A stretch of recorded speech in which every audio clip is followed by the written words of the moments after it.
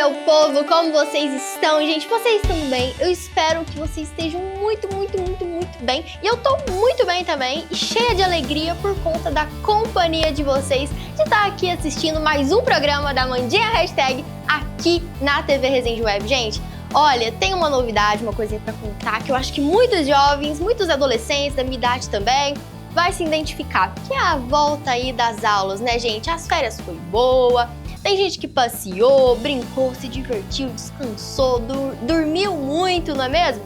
E agora, bora estudar, seguir firme nas matérias, né? Tem que tirar nota boa, não é mesmo, gente? E ainda nesse bloco da Mandinha Hashtag, vocês vão acompanhar comigo uma matéria sobre a floração dos ipês, a frase do dia para o nosso momento de meditar sobre a vida, o quadro Origem Curiosa da Palavra, desvendando os termos da nossa língua de modo divertido, a dica de livro, o quadro Memórias, e no segundo bloco da Menina do Café, vai ter uma matéria muito legal com 2 jovens que foram premiados. E sem mais enrolação, bora lá!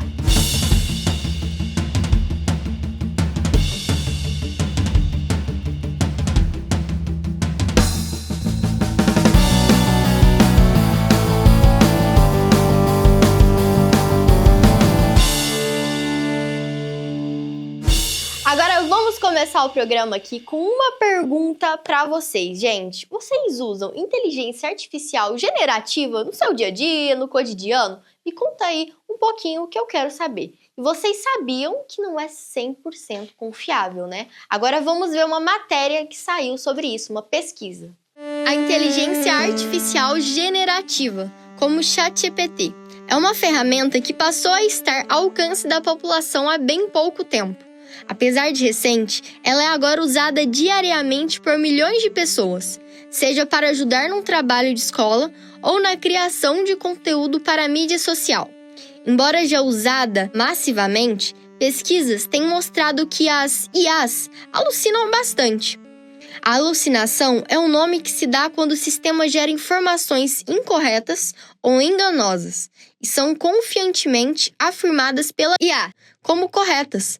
Pesquisas recentes mostraram que as IAs, como o GPT 4.1 e a Gemini do Google, por exemplo, alucinam em até 39% por respostas, o que significa que a cada 5 perguntas que faz a elas, 2 provavelmente terão informações inventadas pela inteligência artificial.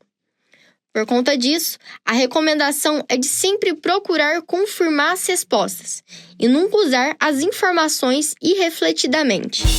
Então é isso, né, gente? Vamos usar sempre com cautela. Agora, deixa eu mandar outra perguntinha pra vocês. Vocês viram, gente? O programa de hoje tá cheio de perguntas pra vocês. Qual é a flor preferida de vocês? Comenta aí que eu quero saber. Olha, a minha flor preferida é os lírios, gente. Eu fico encantada quando eu vejo. Agora no inverno é a época da floração do ipê, né, gente? Uma árvore nativa do Brasil e que embeleza nosso país nessa época. Bora conferir como ficaram as ruas da capital do nosso estado com essas lindas flores do ipê.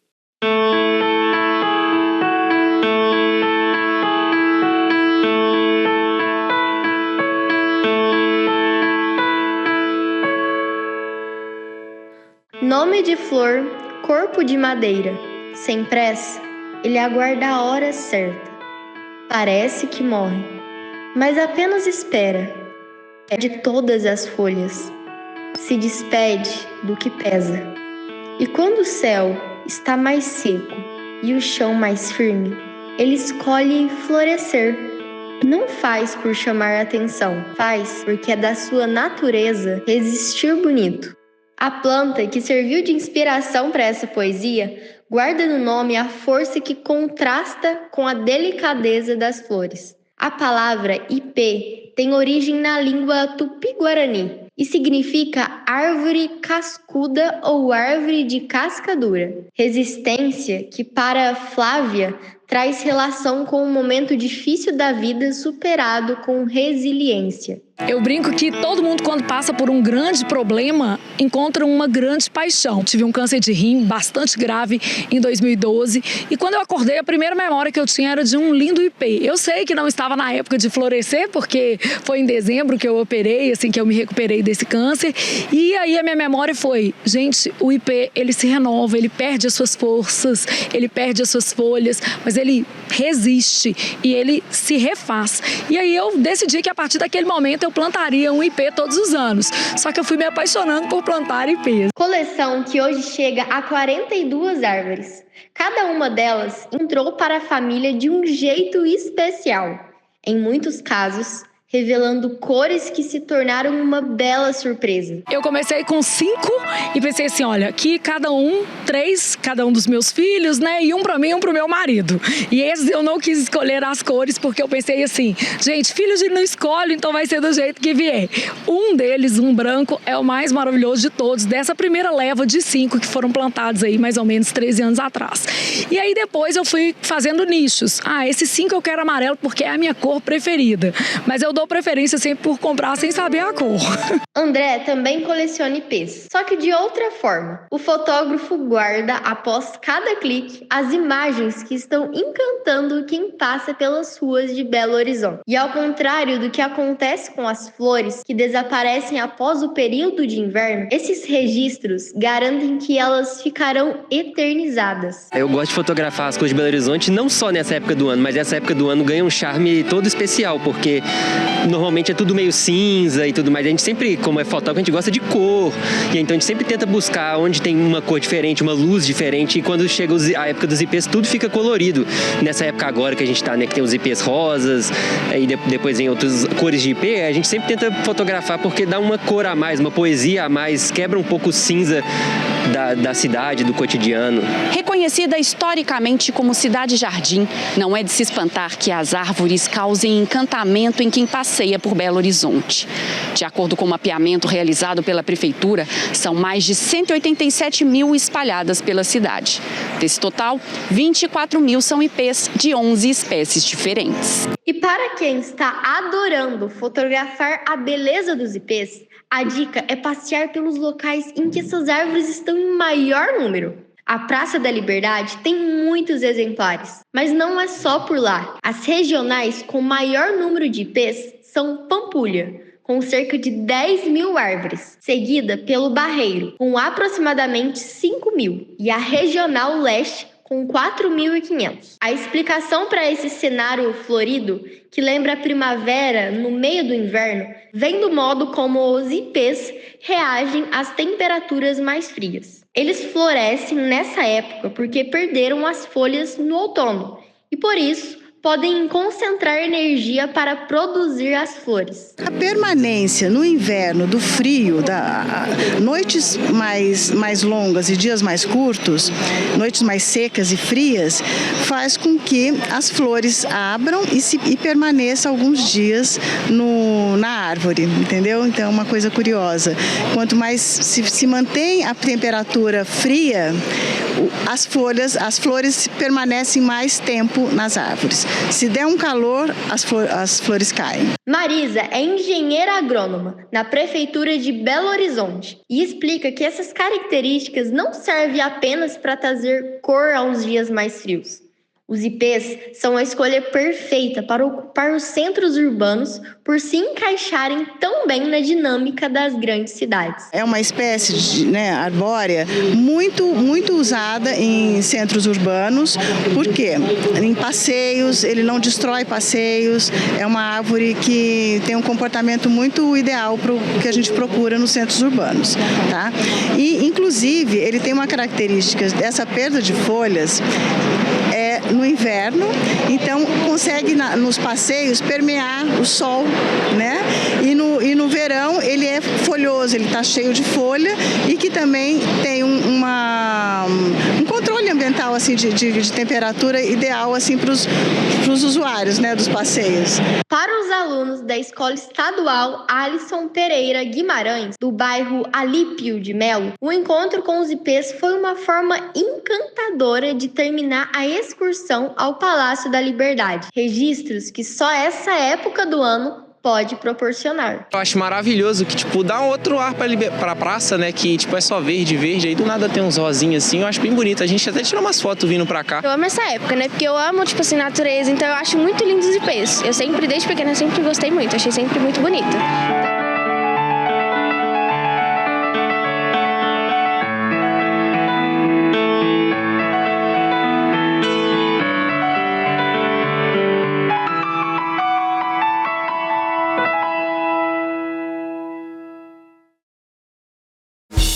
Viu que bonito, gente? As flores não só representam aí a beleza, aquele aroma delicioso, gostoso, mas também representam a nossa vida, o significado da nossa vida. Muito bonito, né, gente? E já que estamos falando da flora do nosso país, agora o tema é árvore. Como já diz a música de Jorge Benjor, a gente mora em um país tropical abençoado por Deus e bonito por natureza, não é? O Brasil é um país rico em espécies de árvores e não é só na floresta amazônica não, hein? Confiram essa! Maior jequitibá rosa do Brasil é localizado em reserva em Minas Gerais. A árvore tem 65 metros de altura e 5,5 metros de circunferência e foi encontrada na Reserva Biológica de Mata Escura, no Vale do Jequitinhonha. Além de ser o maior jequitibá rosa, ela é também a árvore mais alta do Brasil fora da floresta amazônica que se tem notícia. A descoberta foi feita por Fabiano Rodrigues, professor da Universidade Federal de Viçosa, enquanto ele fazia uma expedição pela reserva em busca de um primata que está ameaçado. A altura imensa da árvore pode estar relacionada ao fato dela estar em área de floresta primária, ou seja, preservada durante séculos. Segundo o professor, isso é uma prova do quão magnífica era a Mata Atlântica original e da importância de se preservar o que ainda temos. Viram só? Aqui em Minas também tem árvores gigantes e vamos seguir o conselho do nosso professor e preservar a biodiversidade.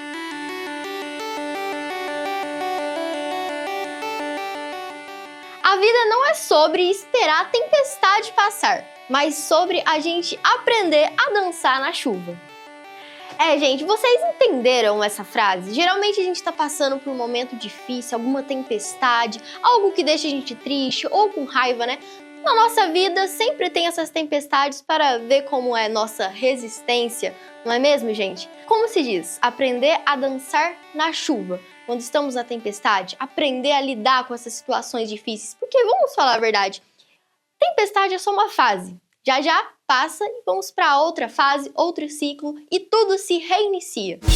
E aí, gente, me conta aí, estão gostando do programa? Estão aprendendo muita coisa? E olha que não acabou por aqui não, ainda tem o segundo bloco da Menina do Café, que tem uma matéria muito interessante para vocês.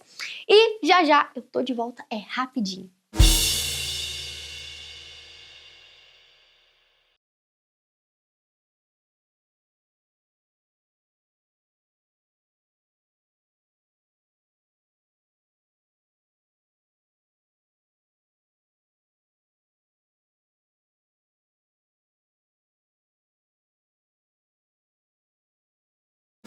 Agora vamos para a dica de livro. A indicação de hoje é Extraordinário, um livro cheio de reflexão e com uma delicadeza sem tamanho. August Pullman nasceu com uma síndrome genética rara, cuja sequela é uma severa deformidade facial, que lhe impôs diversas cirurgias e complicações médicas. Por isso, ele nunca havia frequentado uma escola de verdade, mas prestes a começar o 5º ano em um colégio particular de Nova York. August tem uma missão nada fácil pela frente: convencer os colegas de que, apesar da aparência incomum, ele é um menino igual a todos os outros. Narrado da perspectiva de August e também de seus familiares e amigos, com momentos comoventes e outros descontraídos. Extraordinário, consegue captar o impacto que um menino pode causar na vida e no comportamento de todos. Um livro marcante, comovente e, sem dúvida nenhuma, extraordinariamente positivo, que vai tocar todo tipo de leitor. É lindo, né, gente? É muito bom lermos esse tipo de livro para entendermos a perspectiva de pessoas com deficiência. Vamos agora para a origem curiosa das palavras. O vocábulo da vez é coco, fruta originária da Ásia, mas que se deu tão bem por aqui, que inclusive muita gente acha que ela é brasileira. Coca, pronuncia-se coca, como nome de fruto. O termo vem de coca, monstro imaginário com quem se costumava assustar crianças, também chamado de cuca. Segundo o vocabulário português e latino, os portugueses usaram o nome do monstro porque a segunda casca do coco tem na superfície 3 buracos com feição de caveira. Quem batizou foram os companheiros de Vasco da Gama, que o conheceram na África quando estavam a caminho da Índia, e acharam um coco maduro muito parecido com o monstro. Praticamente todas as línguas europeias copiaram essa denominação do nosso idioma. A coca, ou cuca, era chamada também de papão e de bicho-papão, monstro que papava as crianças. O amedrontamento era um método usado para que as crianças obedecessem a ordens, parassem de chorar ou para que dormissem. A cuca, inclusive, está presente até em Canção de Ninar. O tal monstro, uma figura de cabeça, acabou também se tornando sinônimo da própria cabeça, como na expressão encher a cuca, ou também o cérebro, como em fundir a cuca. Deriva também do vocábulo, o verbo encucar, que significa cismar, encafifar, desconfiar.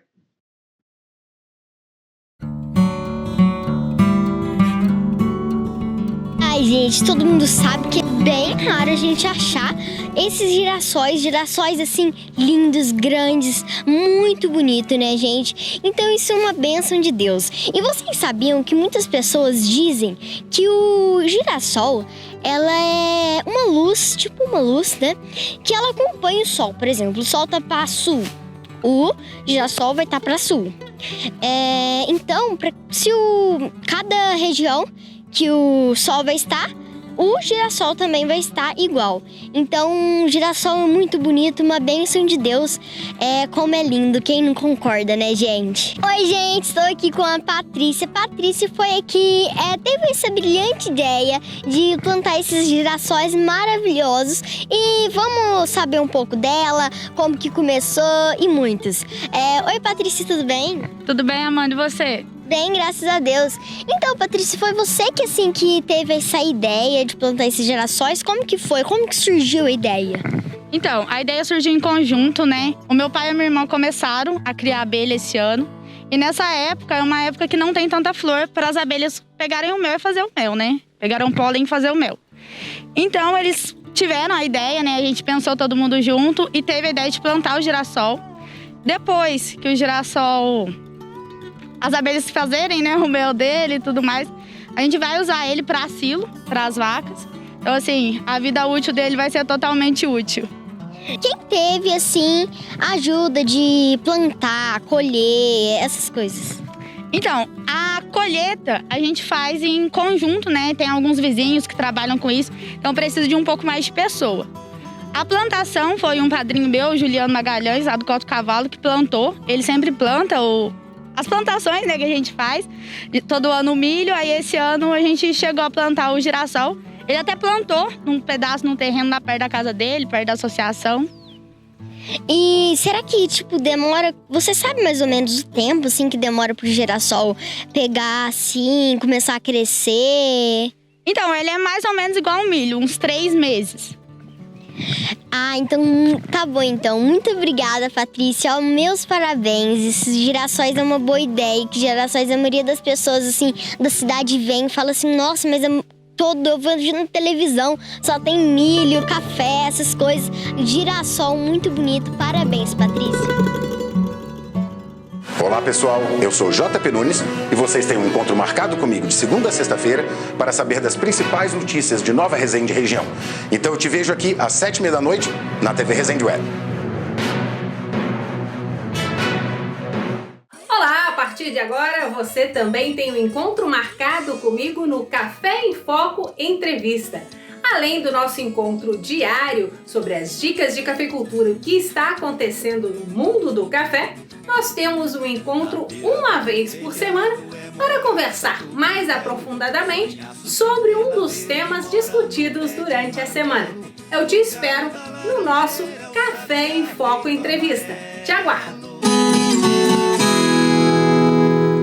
Vaguinho Vidros, qualidade e experiência às suas ordens. Sancil Contabilidade e Consultoria Financeira para o seu negócio. Alto Posto Vila Petro, nosso combustível te leva mais longe. TV Resende Web, a melhor vitrine para o seu comércio, produto ou serviço.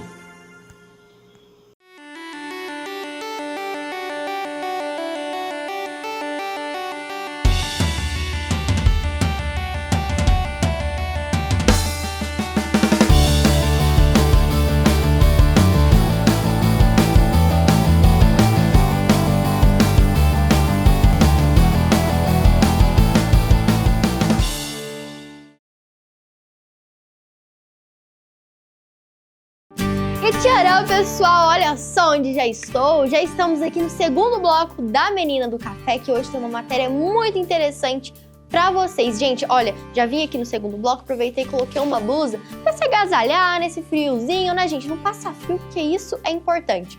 Hoje vou mostrar pra vocês uma matéria onde eu entrevistei 2 agricultores jovens que foram premiados. Então, vamos conferir essa matéria.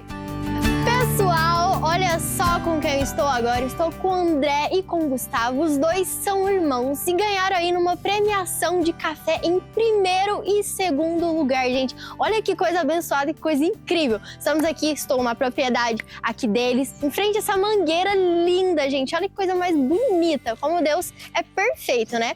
E agora vamos parar de enrolação e vamos entender um pouquinho mais sobre a vida deles, como que foi participar desse concurso. E, gente, como que foi receber aí essa premiação tão jovem? O que passou na cabeça de vocês quando deu o resultado? Assim, pra te falar a verdade, a gente nem estava preparado para esse resultado, né?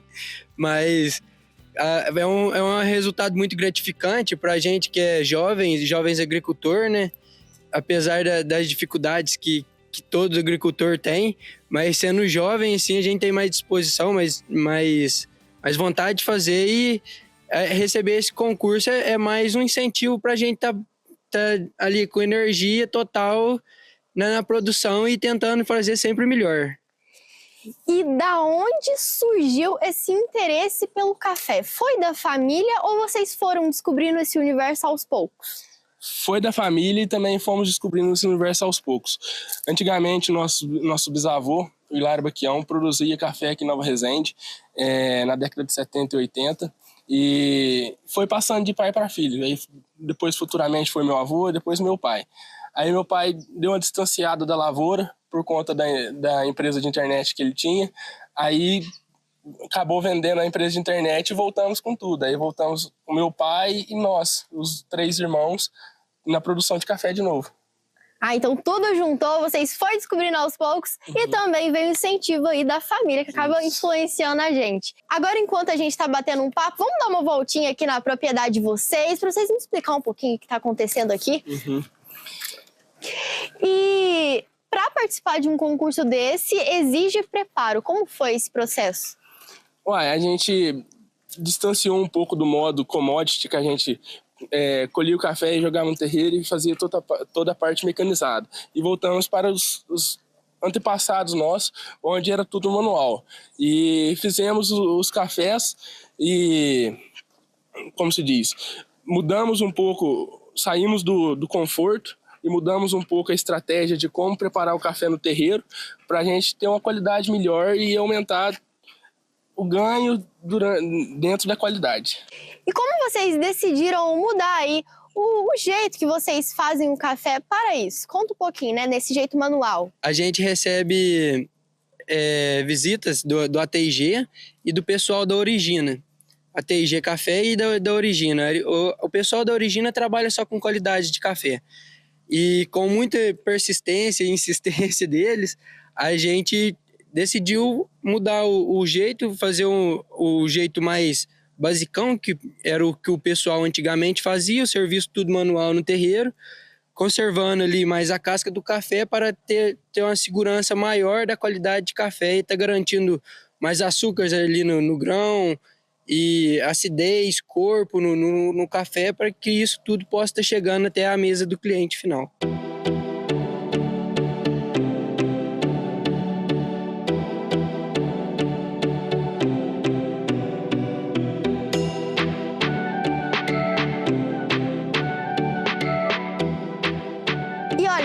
Você citou aí a parte basicão. Deixa eu te perguntar agora outra coisinha. O básico funciona ou tem que ter um diferencial para as coisas aí darem certo nesse ramo do café?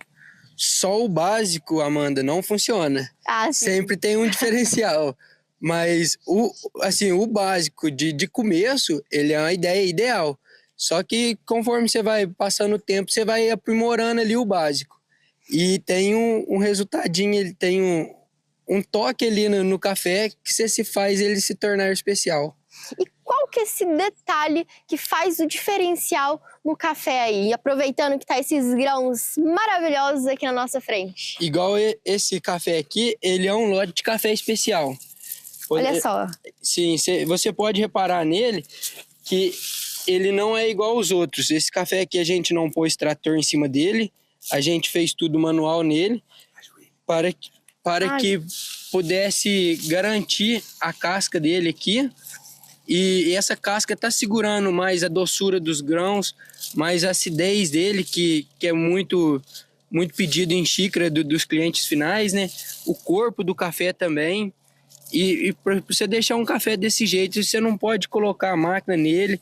Você tem que evitar até de estar pisando em cima dele nas primeiras horas depois de banhado. Que você colocou ele no terreiro, pisou em cima dele, esse café ele veio do pé muito maduro. Você colocou ele no terreiro, pisou em cima dele, ele vai esforpar. Ele esforpa e vai ficar desse estilo. Ele vai ficar assim na metade dele, quebradinho. Entendi. Sim. E olha aqui, pessoal, o grão ele tá inteiro, olha, a bolinha completinha. Olha o cuidado que tem que ter com o café especial. Eu tô certa falando isso ou não? Você tá certa, tá mais que certa. Então tá bom, então entendi certo, gente. É desse jeito que começa para se fazer um café especial.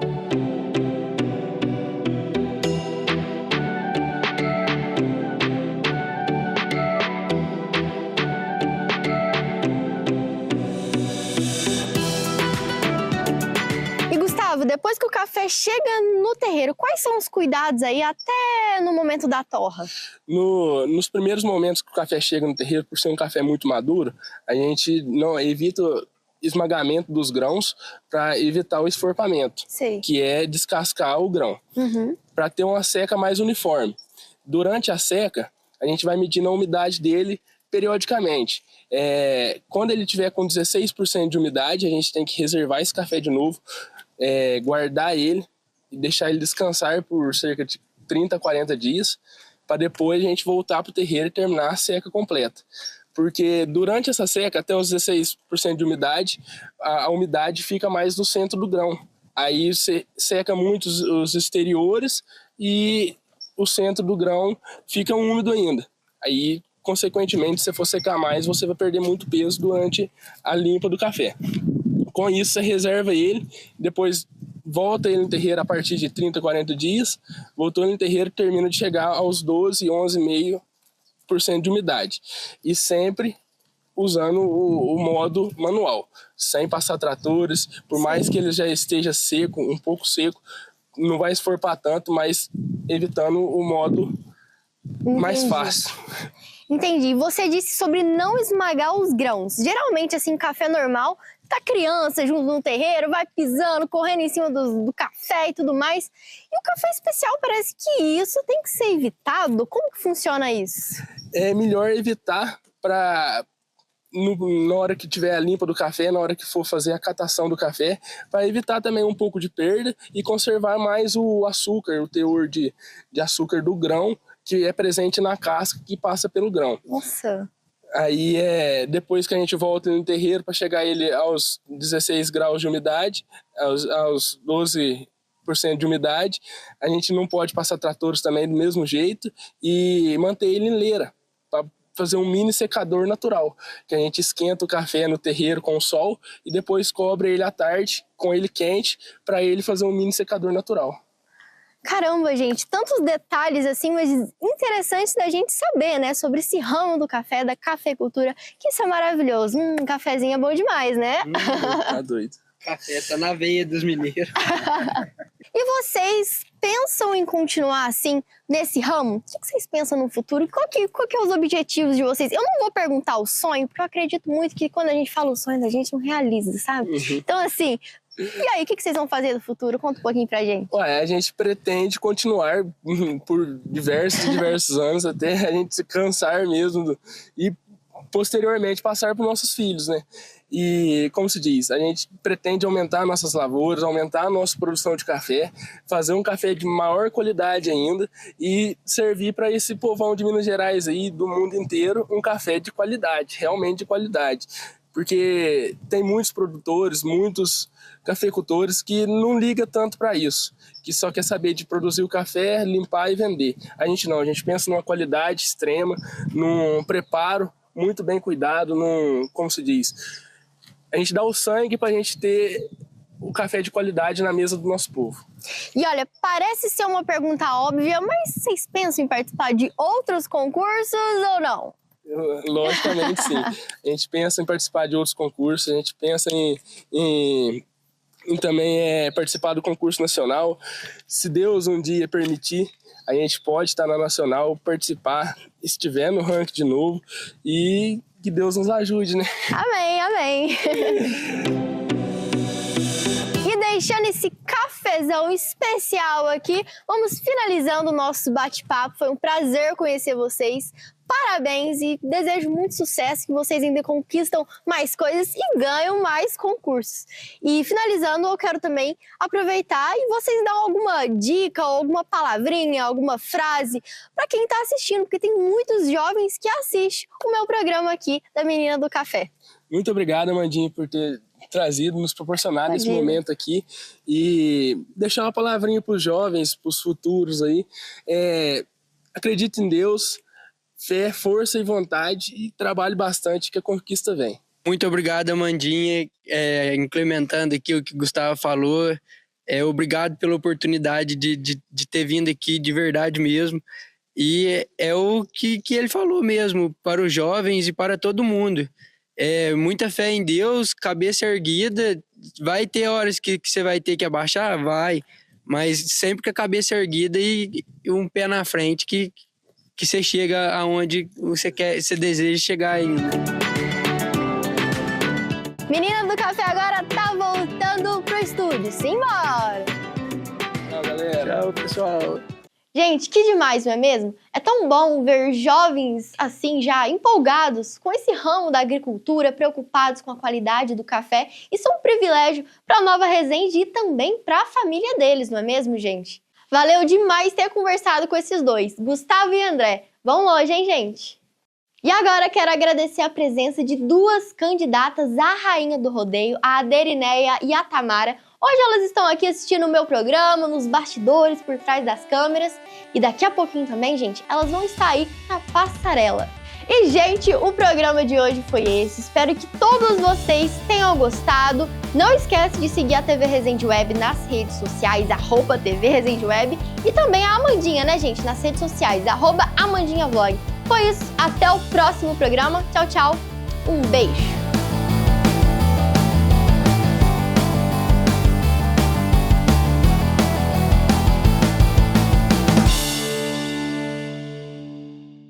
TV Resende Web, a melhor vitrine para o seu comércio, produto ou serviço.